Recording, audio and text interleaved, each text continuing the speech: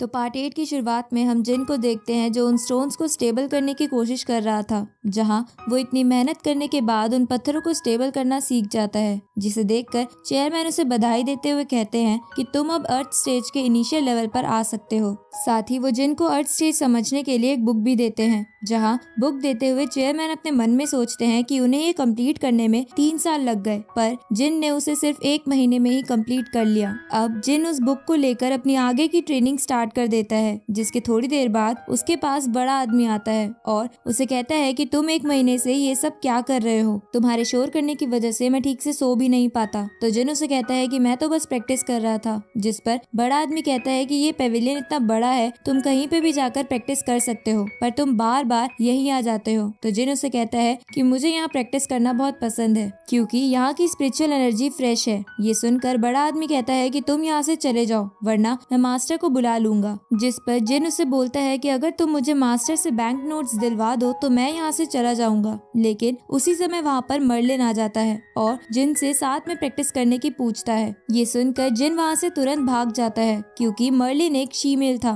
और उसने ये बात अजीब तरीके से बोली थी। आगे जिन मन में सोचता है कि वो अर्थ स्टेज पर तो पहुँच गया, लेकिन अभी भी उसे बहुत कुछ करना है। तभी उसे चेयरमैन की बात याद आती है, जिन्होंने उसे बोला था कि तुम अर्थ स्टेज के रिलेटेड क्वेश्चन ली से पूछ सकते हो, क्योंकि वो इसमें एक मास्टर है। अब जब जिन ये सोच ही रहा था, उसी समय वहाँ पर रॉय आ जाता है, जिसे स्टूडेंट्स ने बहुत बुरी तरह पीट रखा था, क्योंकि वो जिन के लव लेटर्स लीजा को दे के आता था। पर एक टोनी नाम के लड़के ने रॉय को पीट दिया, क्योंकि वो भी लीजा से प्यार करता था। ये सुनकर जिन रॉय से पूछता है कि ये टोनी कौन है, मैंने तो अभी तक इसके बारे में नहीं सुना। जिस पे रॉय उसे बताता है कि टोनी अर्ली कोर स्टूडेंट में से एक है, जो कई समय से अपनी पीक पर ट्रेनिंग कर रहा था। ये सुनकर जिन रॉय को कहता है कि क्या तुमने उसे नहीं बताया कि मैं पेविलियन लॉर्ड का कोर स्टूडेंट हूँ। तो रॉय उसे कहता है कि ये सुनकर तो उसने मुझे और मारा, क्योंकि वो तुम्हें कोर स्टूडेंट के काबिल नहीं समझता। ये सब सुनने के बाद जिन रॉय के साथ जाने लगता है, ताकि वो टोनी को सबक सिखा सके, क्योंकि टोनी उसे अंडर एस्टिमेट कर रहा था। अब जब वो दोनों जा ही रहे थे तो उन्हें देखकर बाकी बच्चों को लगने लगता है कि आज भी जिन किसी से फाइट करने जा रहा है, जिसकी वजह से उनका टाइम पास हो जाएगा। इधर हम टोनी को देखते हैं, जो लीजा से कह रहा था कि अब तुम चिंता मत करो, आगे से तुम्हें जिन परेशान नहीं करेगा। जिस पर लीजा उसे बोलती है कि मुझे तुम्हारी मदद की जरूरत नहीं है। उसी समय वहाँ जिन आ जाता है और लीजा की बात सुनकर टोनी से कहता है कि लड़कियां हमेशा प्यार के पीछे रहती है, ना कि ताकत के पीछे। अब टोनी जिन से लीजा को लेटर भेजने की वजह से ऊंची आवाज में बात करने लगता है, जिस पर जिन बोलता है कि लगता है तुम भूल गए कि मैं एक कोर स्टूडेंट हूँ। ये सुनकर टोनी उसे कहता है कि मैं सिर्फ सीनियर स्टूडेंट को ही कोर स्टूडेंट मानता हूँ, तुम्हें नहीं। जिस पर जिन कहता है कि तुम्हें कोर स्टूडेंट्स की टेक्निक दिखानी ही पड़ेगी। जिसके बाद टोनी अपनी तलवार निकालने लगता है, पर जिन उसे रोककर सिर्फ अपनी स्ट्रेंथ की मदद से उसे पीटने लगता है। तभी मौका पाकर टोनी अपनी तलवार निकाल लेता है और मौका पाकर जिन पर अटैक करने की कोशिश करता है, लेकिन जिन उन सब अटैक से बच जाता है, जिसकी वजह से टोनी बहुत ज्यादा फ्रस्ट्रेट हो जाता है और अपना ड्रैगन टाइगर अटैक चलाने की तैयारी करने लगता है, जो अटैक उसकी फैमिली का एक सीक्रेट अटैक था। पर जिन उस अटैक को जेनी के सिखाए हुए अटैक से बड़े आराम से खत्म कर देता है और टोनी को भी हरा देता है। ये देखकर वहाँ खड़े लोग हैरान हो जाते हैं। साथ ही रॉय भी बहुत खुश हो जाता है और टोनी के पास जाके उसे पीट कर अपना बदला ले लेता है, जिसपे टोनी बोलता है कि मेरा भाई तुम्हें देख लेगा। तो जिन उसे लात मार के कहता है कि जा अपने भाई के पास। इसके बाद जिन लीजा के पास जाता है और उसके बहुत करीब आ जाता है, जिसकी वजह से लीजा शर्माने लगती है। तभी जिन लीजा का हाथ पकड़कर कहता है कि मैं तुम्हें काफी समय से लेटर लिख रहा हूँ, पर तुमने उसका कोई जवाब नहीं दिया। जिस पे लीजा कहती है कि कैसा जवाब। तो जिन लीजा को किस करने के लिए आगे बढ़ने लगता है। ये देखकर वहाँ खड़े बाकी बच्चे मन में सोचते हैं कि जिन के पास इतनी हिम्मत कहाँ से आती है। उसी समय लीजा जिन को ये करता देख उसे थप्पड़ मार के वहाँ से चली जाती है, जिस पर जिन कहता है कि पता नहीं आजकल की लड़कियों को क्या हो गया है। तभी उसके पीछे लीजा के बॉडीगार्ड आ जाते हैं, जिनसे डरकर रॉय वहाँ से भाग जाता है। जिसके बाद लीजा के गार्ड जिन को मारने के लिए उसकी तरफ बढ़ने लगते हैं, क्योंकि उसने लीजा को टच किया था। अब ये देखकर जिन उन गार्ड्स का ध्यान भटकाकर वहाँ से भागने लगता है, तो वो गार्ड्स भी उसके पीछे जाते हैं।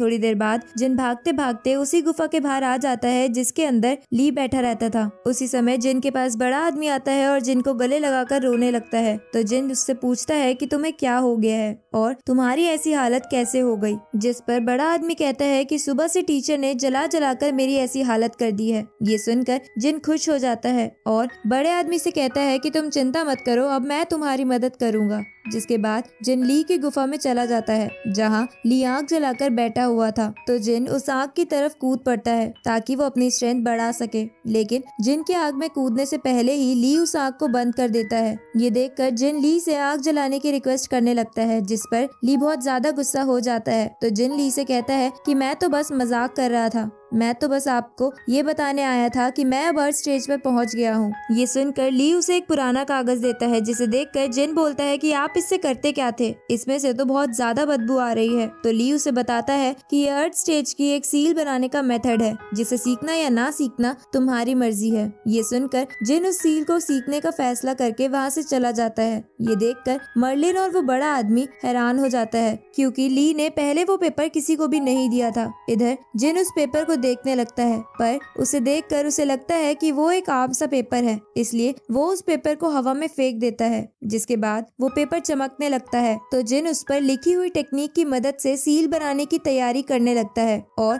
पहले इकट्ठा किए हुए स्टोन्स को इस्तेमाल करके उस टेक्निक को कंप्लीट कर लेता है, जिसकी वजह से आसमान में एक बहुत ऊंची रोशनी चमकती है, जिसे ली और इंचार्ज भी देख लेते हैं और समझ जाते हैं कि जिन ने सील बनाना सीख लिया है। इस तरफ जिन उस टेक्निक को सीख कर खुश हो जाता है, पर इसकी वजह से उसके कई पत्थर भी खत्म हो चुके थे जो बहुत महंगे थे। इसके बाद बड़ा आदमी जिन को एक कमरे में ले जाता है जहां मर्लिन एक फीनिक्स बर्ड की ड्राइंग बना रहा था। तो बड़ा आदमी जिन को वहां चुपचाप खड़ा रहने को कहता है ताकि मर्लिन डिस्टर्ब ना हो, क्योंकि मर्लिन वो पेंटिंग 1 साल से बना रहा था। अब मर्लिन बड़े खूबसूरत अंदाज में वो पेंटिंग बनाने लगता है, जिसे देखकर जिन को लगता है कि मर्लिन एक बहुत ही काबिल आर्टिस्ट है। पर जैसे ही जिन मर्लिन की ड्राइंग देखता है तो वो चौंक जाता है और कहता है कि ये क्या बकवास ड्राइंग है, ये तो फीनिक्स की जगह चिकन का बच्चा लग रहा है। ये सुनकर मर्लिन बहुत ज्यादा गुस्से में आ जाता है और फिर से ड्राइंग के ऊपर जिन का ओपिनियन पूछता है, जिस पर जिन डर के मारे कहता है कि ये तो बहुत ज्यादा लाजवाब पेंटिंग है, ऐसी पेंटिंग मैंने आज तक नहीं देखी, इसे बनाने के लिए तो काफी मेहनत की जरूरत पड़ेगी। ये सुनकर मर्लिन शांत हो जाता है और कहता है कि मेरी इतनी भी तारीफ मत करो, ये पेंटिंग इतनी भी खास नहीं है। उसी वक्त बड़ा आदमी जिन से कहता है कि मैं तुम्हें यहाँ एक खास काम के लिए लाया हूँ, जिसे सुनकर मर्लिन जिन को एक सिंबल दिखाते हुए बोलता है कि आज मैं तुम्हें एक इम्पोर्टेंट लेसन दे रहा हूँ, जिससे तुम्हें पता चलेगा कि तुम्हारा दिल क्या चाहता है, तो तुम इसकी अच्छे से प्रैक्टिस करना। तभी बड़ा आदमी जिन के कान में चुपके से कहता है कि यहाँ पर पहले कुछ और लोग भी रहते थे, जिनमें मर्लिन की फियांसे भी थी, जो बेहद ही खूबसूरत है। अब बड़े आदमी को ये सब बोलता देख मर्लिन भी सुन लेता है और उसे पीटने लगता है। ये देखकर जिन एक बहाना बनाकर वहाँ से भाग जाता है, क्योंकि उसे पिटना नहीं था। तभी जिन को बेल की आवाज सुनाई देती है, तो जिन उसकी तरफ जाता है, जहाँ वो देखता है कि चेयरमैन ने कई स्टूडेंट्स को वहाँ बुला रखा था, साथ ही वहाँ पेवेनियर लॉर्ड और एक मैम भी थी। अब चेयरमैन सबको बताता है कि मुझे खबर मिली है कि रेगिस्तान की एक सीक्रेट जगह पर वुजन यान मिला है। ये सुनकर सब हैरान हो जाते हैं, क्योंकि ये चीज बहुत ही खास थी, जिससे कोई भी बंदा अपनी ट्रेनिंग स्पीड बढ़ाकर प्योरिफिकेशन स्टेज तक पहुंच सकता था। इसके बाद चेयरमैन उन सबको बताते हैं कि इसके पीछे बाकी 2 और सेक्ट के लोग भी हैं, तो तुम सिर्फ उस जगह के माया जाल से नहीं बल्कि 2 सेक्ट के लोगों से भी लड़ोगे और उस चीज को यहाँ लाओगे। ये सुनकर कुछ लोग चौंक जाते हैं और सोचने लगते हैं कि वो इस मिशन पर नहीं जाएंगे, क्योंकि इसमें जान जाने का खतरा था। तभी चेयरमैन कहते हैं कि इस मिशन के लिए टीम के साथ पेवेलियन लॉर्ड और एक टीचर भी जाएगी और सभी बच्चे अपनी मर्जी से इसमें हिस्सा ले सकते थे। ये सुनकर जिन सोचता है कि वो इसमें जरूर जाएगा ताकि वो वुजन यान से अपनी स्ट्रेंथ बढ़ाकर इंचार्ज को हरा सके। तभी चेयरमैन उसे अपने पास बुलाते हैं और उससे कहते हैं कि तुम एक कोर स्टूडेंट हो, तुम्हें इस मिशन पर जाने वाले सभी बच्चों का ध्यान रखना है। जिस पर जिन कहता है कि मैं ऐसा ही करूंगा, पर क्या मुझे इसके बदले कोई ट्रेजर भी मिलेगा? तो चेयरमैन इसके लिए साफ मना कर देते हैं, पर वो उसे बताते हैं कि वो जगह तुम्हारी प्रैक्टिस के लिए बहुत अच्छी है। ये सुनकर जिन इसके लिए मान जाता है और लीजा के पास जाकर बोलता है कि हमें किसी प्राइवेट जगह जाकर मिशन प्लान की प्लानिंग करनी चाहिए। ये सुनकर लीजा शर्मा के वहाँ से चली जाती है, जिसे देखकर टोनी जिन पर गुस्सा करने लगता है तो जिन उसे अपनी वाटर बॉल से डराने लगता है। इधर इंचार्ज भी जिन को देखकर मन में बोलता है कि जब जिन वहाँ से वापस आएगा तो वो उसे सबक सिखाएगा। आगे वो सब पेवेलियन मास्टर और टीचर के साथ मिशन पर निकल जाते हैं, जहाँ रास्ते में उन्हें 3 सैंड स्नेक्स मिलते हैं, जिसे देखकर जिन अपने मन में सोचता है कि ये लीजा के सामने शो ऑफ करने का बढ़िया मौका है, इसलिए वो उन स्नेक्स की तरफ भागता है और जेनी की बताई हुई टेक्निक की मदद से एक एक करके उन तीनों स्नेक्स को मार देता है। ये देखकर बाकी सब जिन के बारे में बातें करने लगते हैं, जिस पर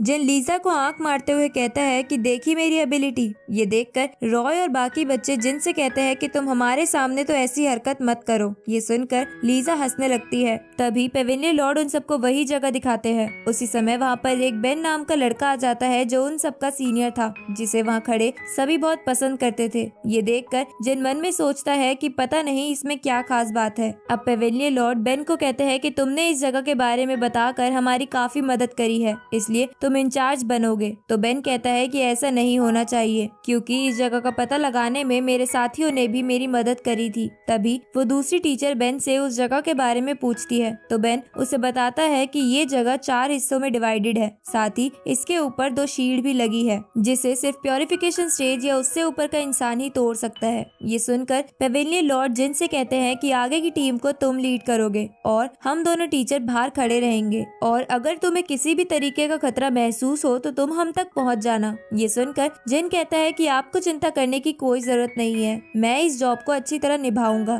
तभी टोनी पेवेलियन लॉर्ड से कहता है कि आपने सीनियर बेन को लीडर क्यों नहीं बनाया, वो तो इस जगह के बारे में अच्छी तरह से जानते भी हैं। जिस पर पेवेलियन लॉर्ड कहते हैं कि यहाँ पर कुछ और खतरे भी हैं जिनका सामना सिर्फ बेन कर सकता है, इसलिए मैंने जिन को ये आसान काम दिया है। ये सुनकर सभी बच्चे हंसने लगते हैं। तो जिन पेवेलियन लॉर्ड से पूछता है कि आपके कहने का मतलब क्या है, जिस पर पेवेलियन लॉर्ड कहते हैं कि शांति से अपनी टीम को लीड करो। इसके बाद वो सब उस जगह की फर्स्ट शील्ड पर पहुंच जाते हैं, जहां पहुंचने पर बच्चे बातें बनाने लगते हैं कि इसे तो बस बेन ही तोड़ सकता है। ये सुनकर टोनी जिन से कहता है कि तुम्हें लीडर बनने का इतना ही शौक है तो इसे तोड़कर अपनी काबिलियत को साबित करो। तभी बेन उसके पास आकर कहता है कि ये शील्ड बहुत मजबूत है, इसलिए मुझे ये तोड़ने दो। पर जिन उसकी बात नहीं मानता और शील्ड के पास चला जाता है और अपनी ड्रैगन टेक्निक को इस्तेमाल करके शील्ड पर वार करता है, जिसके बाद वो शील्ड एक ही झटके में टूट जाती है। ये देखकर सभी हैरान हो जाते हैं। तो जिन सबको बताता है कि मैं पिछले 1 महीने से सभी फॉर्मेशन को तोड़ने की प्रैक्टिस भी कर रहा था। उसी वक्त पेवेलियन लॉर्ड सबको बोलते हैं कि इस जगह का गेट खुल गया है, तो इसमें अब तुम जा सकते हो, लेकिन तुम्हें अंदर जाने के बाद अपने सेफ्टी का ध्यान रखना होगा। ये सुनकर जिन एक एक कर सभी को अंदर भेज देता है और एंड में खुद भी अंदर जाने लगता है। तभी पेवेलियन लॉर्ड उसे रोक कर एक मटका देते हैं, जिसके अंदर स्पिरिट स्टोन थे, जिसे चेयरमैन ने उसे गिफ्ट के तौर पर दिया था। अब जिन उस गिफ्ट को लेकर अंदर चला जाता है, जिसके बाद पेवेलियन लॉर्ड उस टीचर पर लाइन मारने लगता है, पर वो टीचर उसे बिल्कुल भी भाव नहीं देती। इस तरफ जिन बेन को कहता है कि तुम इस जगह को अच्छी तरह जानते हो, तो मुझे कैंपिंग के लिए एक अच्छी जगह बताओ। ये सुनकर टोनी बोलता है कि टीम तो तुम लीड कर रहे हो और मदद बेन से मांग रहे हो, इससे बढ़िया तो बेन ही लीडर बन जाता। पर जिन ये सुनकर कुछ नहीं कहता और मन में सोचता है कि जल्द ही तुम सबको मेरी पावर का असली अंदाजा हो जाएगा। और इसी के साथ ये पार्ट यहीं खत्म होता है।